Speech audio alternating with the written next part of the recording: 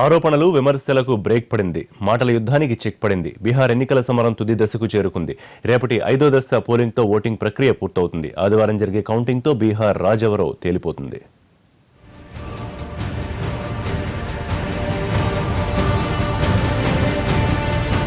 నెల రోజులుగా బీహార్ను హోరెత్తిస్తున్న అసెంబ్లీ ఎన్నికల ప్రచారం ముగిసింది. 5 దశల ఎన్నికల్లో భాగంగా రేపు తుది విడత పోలింగ్ జరగనుంది.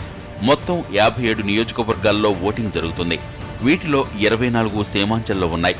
మధుబని, సుపువల్, మాధేపూర్, సహర్సా, కిసాన్గంజ్, పూర్నియా, కతేహార్ జిల్లాల్లో పోలింగ్ కోసం అన్ని ఏర్పాట్లు చేశారు.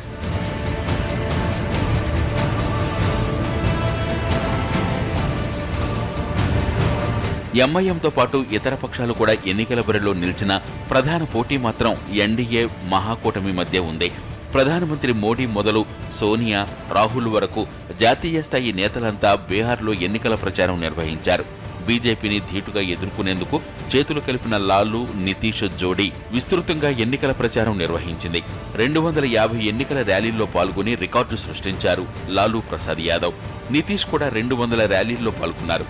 గ్రాండ్ అలయన్స్ కు వీళ్ళిద్దరే స్టార్ క్యాంపెయినర్లు.